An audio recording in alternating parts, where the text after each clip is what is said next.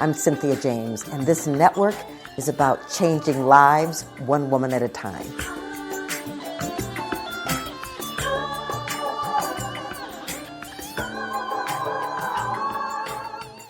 This is the time of women emerging, and we are changing this planet one woman at a time. Neighborhoods, communities, all kinds of ways of expressing. And I get the honor of introducing you to people that inspire me.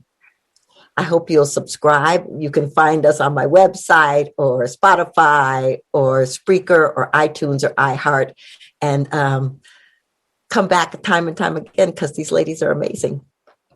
So I want to introduce you to Whitney Freya. I will tell you how I met her in a moment, but she's an expert in inspired living. She provides practical tools and practices for free to free your mind from limitation and scarcity, to create more in your life that lights you up from the inside out. You can buy her books, 30 Days to Unstoppable and Rise Above, on Amazon. And you can go to whitneyfreya.com and she'll tell you more about that in a little bit. But I met Whitney. I was in a leadership program when I was really just kicking off my business, and I was a little overwhelmed by all the amazing people there. And Whitney was this beautiful light. And I just wanted to be connected to her. And later I invited her to my first in-person conference, of which she did amazing things that we will talk about. So Whitney, welcome. Oh, Cynthia, it's so good to see you and be in your space. And yes, you have come a long way. Like, I love seeing all the different ways you are supporting and inspiring women. And I am so grateful for that. Well, I thank you. And I love that I get to be on this path with you. And I would just like you to tell women, what was your background? Where were you born? What was your background? And then I want to talk about how the bridge to where you got to today. Mm-hmm. Right. So I grew up in Chicago, graduated from the University of Michigan, and left the next day to go sell books door to door.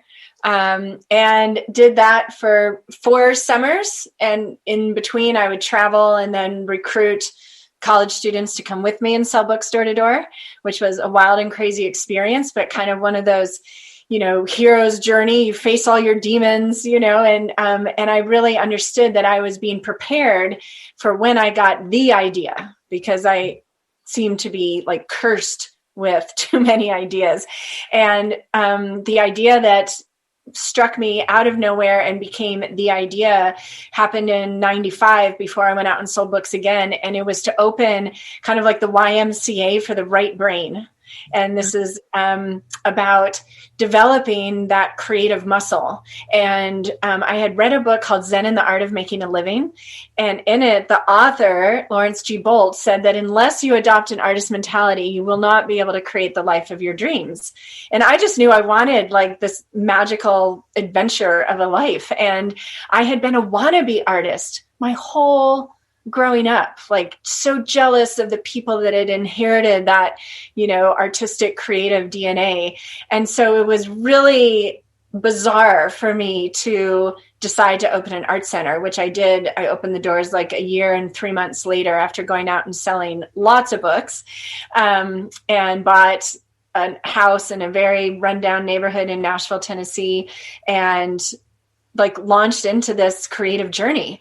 And what was amazing is, one, with no art training whatsoever, and with the fact that I had purchased a house and was opening an art center, right? I made these quantum leaps in understanding more about the artistic painting, drawing, oil pastels process, just sitting, creating alone in my house, and I realized that when you take away all the I can'ts and all the filters that are trying to protect you from trying something and failing had been erased, because I was already doing it. I was in that no matter what stage. And so when I opened the doors, everybody immediately asked for when my classes were going to be, which I wasn't intending on doing classes because I didn't know how to teach. I just had all these art supplies and people were going to come in. I mean, it's really funny. There was clearly no business plan because I sold so many books. I didn't need any more money to open. So I opened it like $0, right? And people just showed up and offered to teach. And my students and I learned along the way together, witnessing how they were making changes in their lives because they had learned to make the changes they wanted in art class. And so we were learning together, but that was always my intention, right? So just my intention, without any art training, without like drilling it into my instructors, was enough to create a container, an energy within which these adults came in with a lifetime of saying that they couldn't paint or draw, and then leaving like, wow, I did it and I like it. And, our mind is such that your unconscious chunks information. So as soon as you prove to yourself that you can do something that you've been telling yourself all along you can't do, right? It has to go back and reevaluate everything. Plus you're engaged in that creative frequency, which only knows possibility. So it's been a wild ride, Cynthia. I love it. And there's a few things that jumped out. And the first thing is it's like you decided to wait for the right big idea. Yes. That you're a creative. And so, of course, there's a lot of ideas and vision that comes in. But to wait for the one that's your calling was the first thing. The second thing was that you decided to take a quantum leap and just move right into that space, even though you didn't have the plan in front of you. Yes. And the other thing was that you decided to listen to the requests from the universe and the requests from the people around you that wanted to come in. And so what I want to tell you, one of the things that she does, which is so extraordinary, which she's done twice at my conference, is she gets up and she talks to us and she has us draw something. And then she has us go to the back of the room and paint something, a little something on this very huge canvas. She then takes it back to her room and she comes back with a masterpiece and both of my conferences, people were bidding on. And so, first of all, I want to know where that idea came from and talk to us. So I'm sure I didn't explain it in the totality, but talk to us about that. Well, so it still blows me away, right? Like almost 25 years later, is that truly the canvas is a powerful metaphor and a powerful portal for us to be able to observe ourselves and develop greater self-awareness around, well, everything really, but specifically, of course, around how we create, where we get energized, what part of the creative process lights us up, and where we tend to get stuck, right?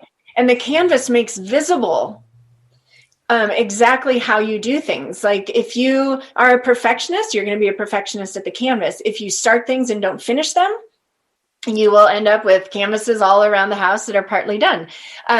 If your life is feeling very confused and muddy, you will paint mud onto your canvas. Like everything will blend together. So it becomes a mirror that is so powerful because like no one I work with is a professional artist. They're all, usually kind of like I was, like had always been attracted or, I'd love to paint, but I can't, right?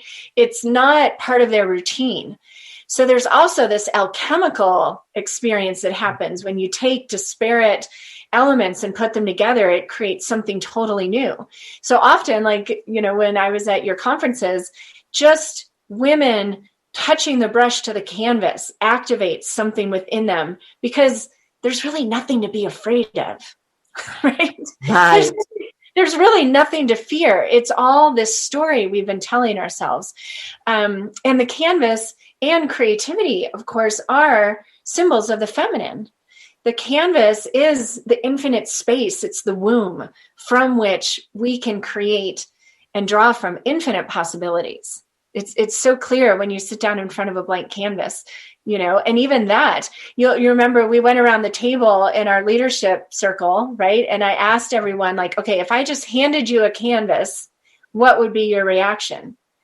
And, someone said, I'd be afraid of messing it up. I don't want to be the one to mess it up. And she's like, oh, I recognize that from the way I do business. And someone else said, I just don't even know where to start. And we all started laughing because that's where she always was, in our conversations about her business.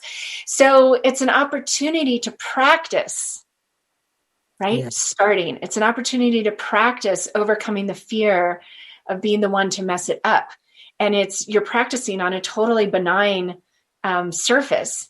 Right. But what happens within you and in your brain, the neurological synapses that loosen their connection because you've been telling yourself all along you can't do this. And then the new neural synapses that fuse together when you realize like, wow, I can make all the mistakes I want at the canvas. I can be wild and expressive at the canvas. Yes, I love that. Yeah. Okay, so I want you to talk about the evolution because you opened this place, you didn't know what you were doing, you didn't have a business plan, people just started to come. Today you're an established author, you've got programs online, you're touching people all over the world. Was it little steps that got you there, or was it just the universe started pulling you in the right direction? Well, there's some simple things. I mean, one thing was that in 2007, I was married at the time, and we bought 700 acres in Northeast Oregon, and we're going to move there in 2011. So in 2009 is when I started online programs because we were moving to this small, sparsely populated area, and I knew I wasn't going to be able to have the audience that I wanted there. And I was very much driven by the knowing that I even said it in 2009 that I'm like, I'm helping to prepare people for whenever this shift happens that we all want to happen and the structures crumble and the way things used to be go away. If people have that creative spark fanned and the flame is burning strong and they're able to see and illuminate what's possible, rather than focusing on what's going wrong, then maybe, they won't be jumping off bridges and we'll be in a better place. So I had this very deep sense of purpose aligned with that. So it wasn't a question of, stopping or anything. So the move, kind of accelerated that for sure. And then, of course, 9 months after moving into the dream house, I moved out and divorced my husband because that was not sustainable nor in harmony or anything else. And when I did that, that was facing my greatest fear. My greatest fear was admitting to myself that I was not in a healthy marriage and that I was going to hurt the people I loved the most in rectifying that situation. And so once I faced that fear and also added this whole new layer to my art practice, to my painting practice, because, in between feeling liberated and on top of the world, I felt scared as hell and, guilty and all these things. And I would often just crawl or be crying going to the canvas. And at the canvas, you always focus on what you want. And I painted into the canvas, I am sovereign and because I say so, and I am living in my new home. I rented for 6 years and was always curious how that was going to happen. And, I'd paint the intentions and sacred symbols and numerology into the layers of the canvas. And then I'd paint a symbol on top that represented this desire, and they hung all over my house. Wow. And that was a cross between energy work and energetic field acupuncture and law of attraction and all these things. But I was surrounded by these visions of what I wanted to help me stay focused on things working out the way I wanted rather than worrying, I screwed up my kids, I had 3 kids that were young at the time and all of that. And so that conviction, me really witnessing how much I needed that practice and how well it served me, really deepened, my voice got deeper even, and I took back so much power in that process. I'm so grateful to the husband for allowing me the opportunity to liberate myself and experience that energy of freedom. And then the spiritual journey that I believe comes right alongside the creative journey. And, I read about like quantum physics and mindfulness and, ancient yogic practices. And this is what I'm reading about. And then taking that into my painting classes. Wow. So it's this beautiful, fun, alchemical, dynamic, really magical process that I get to share with people that now it's been booming since last March, because like this is the time, right? Like everyone's getting creative and people are being, kind of forced to be home and quiet and alone, and they're doing a lot of introspection, and that creative spirit, I think, is getting louder and louder in people. Right. And if you don't honor that, there's going to be consequences, because we're here to create. Like we're doing it in every second. It's just whether or not you're doing it with awareness. Yeah. So, ladies, she said some pretty powerful things. That the first thing was that she became aware that what was happening in her life wasn't working, and so she had to do another quantum leap. She had to decide to step out. Mm-hmm. And she was afraid, and she moved anyway. And what I want to tell you is that, if you're not afraid, it's too small, because there's something else calling you, and you get to move anyway. And I also love that you trusted that process, even though you were having feelings. Mm-hmm. And so I think that's exquisite. And I think that, it just dove you deeper into your creativity. And I love that you had all the things around your house that you could see, and that you go to the canvas with what you want. Yes. I love that.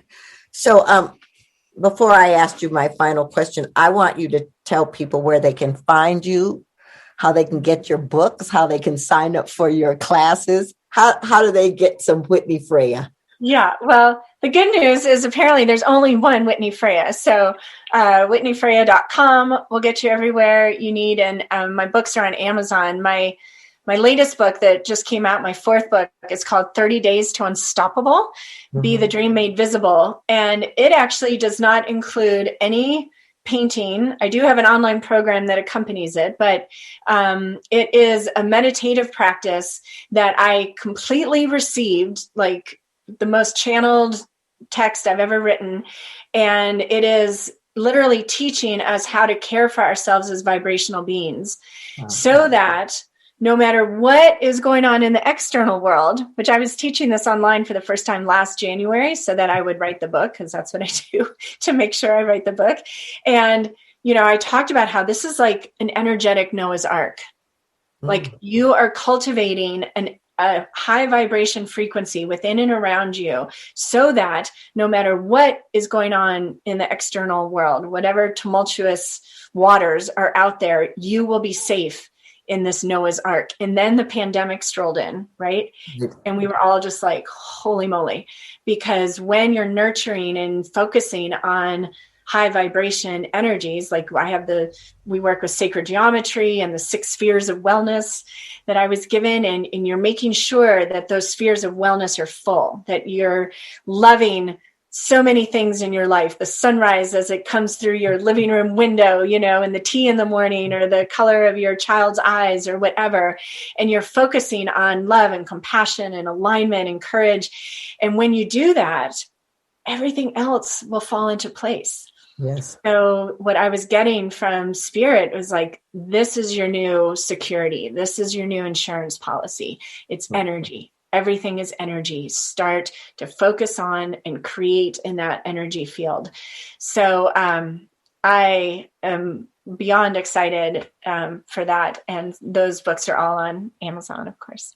Awesome. Well, I asked the same last question of every guest. Mm-hmm.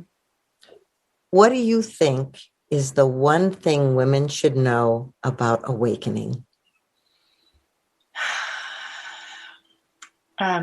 Well, here's the thing. The feminine is the spiritual leader on the planet. It always has been. And it's up to us to be the change first that we want to see in the world. And of course, it often, speaking from experience, feels like the masculine is the dominant voice, right? And the truth is that we could go on this forever, right? But let's just say the shift that's happening now is bringing the masculine and feminine into balance. Yeah. So every time women take back their power, what that means is you validate your right to be authentically you and do things your way, and you speak your truth and you stand in your power. And when we all do that, that feminine energy will rise, the feminine vibration will rise enough on this planet that things will come back into balance. And the results of that will be, Mother Earth will be better taken care of. Our children will be better taken care of. The world will be better taken care of. And there's no judgment. There's no criticism. I know that we're infinite beings having a human experience, and we got nothing but time. Like, this is a big roller coaster ride, right? So we created this loop-de-loop, and the part that we're on now is where the feminine comes back into balance with the masculine. That's why the Dalai Lama said that the Western woman will save the world, right? So everything that you do that lights you up, that makes you feel inspired, which that word means spirit within, is medicine for the world. So please don't hold yourself back. Awesome. Whitney, thank you so much. I'm so excited for you, and I'm so excited for us that we get to hear your wisdom and partake of all the wonderful things that you offer. And I'm grateful that you've been a guest here today. Thank you. Thank you, Cynthia. So ladies, we do one of these every week. We're in countries all over the world, and all of these women, are showing you that there are various portals for you to step through into your greatness, because you're a masterpiece in the making. You are powerful. You are dynamic. You are here for a reason. You are essential, and that you can stand in that beauty and in that power in any given moment. There's nothing in the way. So please subscribe, come back, and I am so grateful to have this time with you. Many blessings.